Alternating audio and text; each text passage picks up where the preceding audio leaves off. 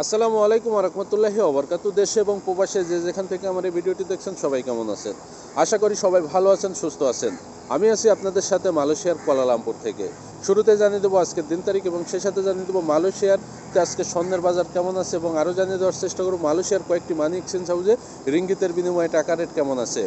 আর গত কয়েক বছরের তুলনায় মালয়েশিয়াতে ইতিহাস পরিমাণে টাকার রেট বেড়েছে রিঙ্গিতের বিনিময়ে।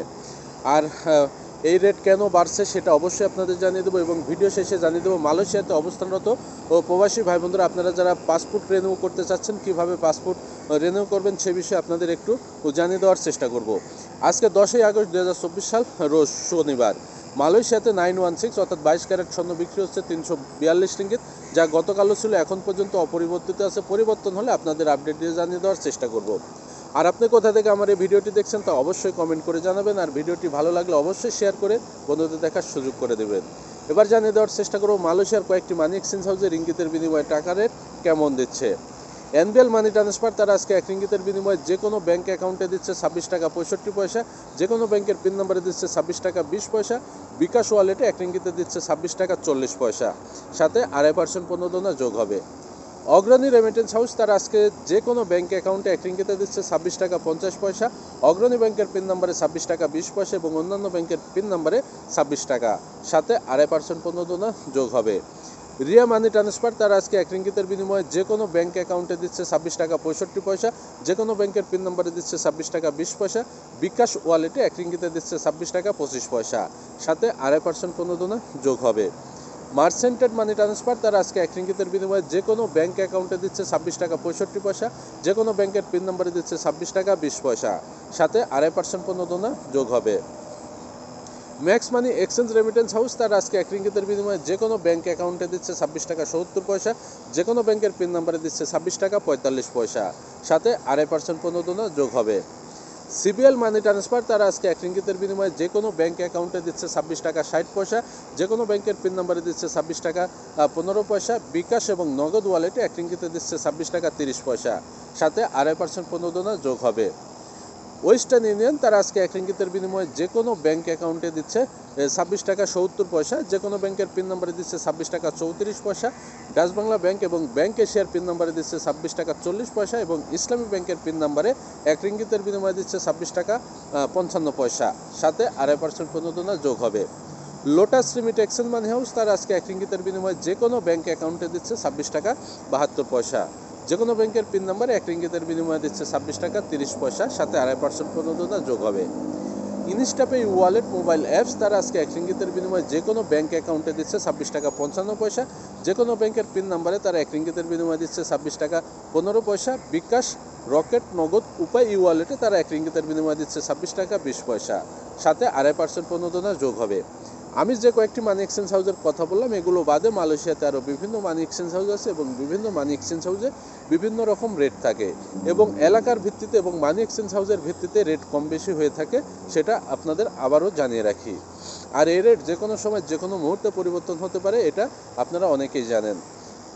এবং আমি টাকা রেট আপডেট দেওয়ার পরে অনেক প্রবাসী ভাই আছেন তারা না বুঝে কী করেন, আপনার ব্যাংকে টাকা পাঠানোর যে রিসিপ্টটা আছেন সেই রিসিপ্টটা হুবহু আপনি কমেন্ট বক্সে শেয়ার করেন। আশা করি এই কাজটি করবেন না, কারণ অনেক দুষ্কৃতিকারী আছে সেই রিসিপ্টটা দিয়ে আপনার সাথে জালিয়াতি করতে পারে। সেক্ষেত্রে বলবো আপনি রিসিপ্ট কমেন্ট বক্সে শেয়ার করতে পারেন, তবে অবশ্যই আপনি কিছু গুরুত্বপূর্ণ যেগুলো আছে সেগুলো মার্কিং দিয়ে দাগ কেটে তারপরে আপনি করতে পারেন, সেক্ষেত্রে আমার কোনো সমস্যা নাই। তবে আপনি আমার কমেন্টে ভিডিওতে কমেন্ট করার জন্য আপনার জন্য কোনো ক্ষতি নয়, সেদিকে অবশ্যই আপনি নজর রাখবেন। এবার জানিয়ে দেওয়ার চেষ্টা করব মালয়েশিয়াতে অবস্থানত প্রবাসী ভাই বন্ধুরা আপনারা পাসপোর্ট রিনিউ কীভাবে করবেন এবং করতে কী কী ডকুমেন্ট লাগবে সেটা অবশ্যই জানিয়ে দিই। এমআরপি পাসপোর্ট রিনিউ করার জন্য অবশ্যই আপনার পাসপোর্টের প্রথম পাতার ফটোকপি প্রিন্ট এবং ভিসার কপি দিয়ে বাংলাদেশ হাই কমিশনের যে ঠিকানা আছে সেই ঠিকানাতে আপনাকে মে ব্যাংকের আন্ডারে 145 রিঙ্গিত ব্যাংক ড্রাফট করে সকল ফর্ম ফিল করে তারপরে আপনাকে সেই ঠিকানায় পোস্ট অফিসের মাধ্যমে অথবা কুরিয়ার সার্ভিসের মাধ্যমে পাঠাতে হবে। আর যদি আপনি না পারেন তাহলে আমাদের সাথে যোগাযোগ করতে পারেন। এমআরপি পাসপোর্ট আমরা স্বল্প খরচে সকল কিছু কার্যক্রম সম্পূর্ণ করে আপনাকে রিনিউ করে দেওয়ার ব্যবস্থা করে দিতে পারবো ইনশাআল্লাহ। এবার জানিয়ে দেবো ই পাসপোর্ট করার জন্য আপনাকে কী কী করতে হবে এবং আপনার কী কী ডকুমেন্ট লাগবে এবং আপনি এটা কোথায় থেকে করতে পারবেন। বাংলাদেশ হাই কমিশন নিযুক্ত ESKL বা এক্সপার্ট সার্ভিস SDN BSD, যেটা চানছলিনে সাউথ গেট কমার্শিয়াল কমপ্লেক্সের দ্বিতীয় তলায় অবস্থিত। অবশ্যই সেখানে আপনাকে সশরীরে উপস্থিত থাকতে হবে এবং আপনাকে ফিঙ্গারপ্রিন্ট দিয়ে আপনার কাজটি সম্পন্ন করতে হবে। আর এই ই পাসপোর্ট রেনিউ করার জন্য অবশ্যই আপনার বাংলাদেশের যে ভোটার আইডি কার্ড দিয়ে করেন আর যদি জন্ম নিবন্ধন দিয়ে করেন, অর্থাৎ বাংলাদেশে আপনি যেটা দিয়ে করছেন সেটার ফটোকপি লাগবে এবং ই পাসপোর্টের ফটোকপি লাগবে। আর যদি মালয়েশিয়াতে আপনার ভিসা থাকে তাহলে ভিসার কপি লাগবে। আর পুলিশ রিপোর্ট যদি থাকে সম্ভব হয় নিয়ে আসবেন, না হলে আপনার দরকার নাই। আর আপনি যদি সকাল 9টা থেকে 11টার মধ্যে ESKL-এ উপস্থিত থাকতে পারেন তাহলে অবশ্যই আপনার অ্যাপয়েন্টমেন্ট নেওয়া লাগবে না। আর 11টার পরে আসলে অবশ্যই আপনাকে অ্যাপয়েন্টমেন্ট শো করতে হবে। তাহলে আপনার ভোটার আইডি কার্ড অথবা জন্ম নিবন্ধনের ফটোকপি, আপনার ডিজিটাল পাসপোর্টের ফটোকপি, এই দুইটি জিনিস নিয়ে আসবেন। ESKL থেকে আপনাকে ফটোকপি করে নিতে হবে এবং আপনার যেখানে বর্তমানে অবস্থান করছেন সেখানকার ঠিকানা আপনি কাগজে অথবা মোবাইলে লিখে নিয়ে আসবেন এবং আপনার জিমেইল আইডি এবং মালয়েশিয়ার পার্সোনাল মোবাইল নাম্বার, এই 5টি জিনিস অবশ্যই আপনাকে সঙ্গে নিয়ে আসতে হবে এবং আপনার নির্ধারিত যে চার্জ আছে সেই চার্জটি আপনাকে ক্যাশ নিয়ে আসতে হবে, সেখানে তাদের ক্যাশ পেমেন্ট করতে হবে। তো আশা করি বিষয়টা বুঝতে পারছেন। আর আরেকটি কথা হচ্ছে, মালয়েশিয়াতে যারা আছেন বা ই পাসপোর্ট রেনিউ করতে চাচ্ছেন, আপনাদের সুবিধার্থে বলবো অবশ্যই আপনারা 5 বছর মেয়াদি পাসপোর্টটি রেনিউ করবেন। কারণ 10 বছর মেয়াদি রেনিউ করলে পরবর্তীতে আপনাকে সমস্যায় পড়তে হতে পারে। এক্ষেত্রে অনেকে বলেন যে ভাই 10 বছরের পাসপোর্ট রেনিউ করতে আমার লাগতেছে 300 রিঙ্গিত আর 5 বছরের লাগতেছে 200 রিঙ্গিত, তাহলে 100 রিঙ্গিতের জন্য আমি কেন 10 বছরেরটা করব না? ভাই একটা জিনিস বোঝেন, আপনি যখন বাংলাদেশ থেকে মালয়েশিয়া আসেন তখন কিন্তু আপনি 10 বছরের পাসপোর্ট রেনিউ করছেন বা বানিয়ে আনছেন, তাহলে মালয়েশিয়াতে এসে আপনি কেন 10 বছরের করবেন?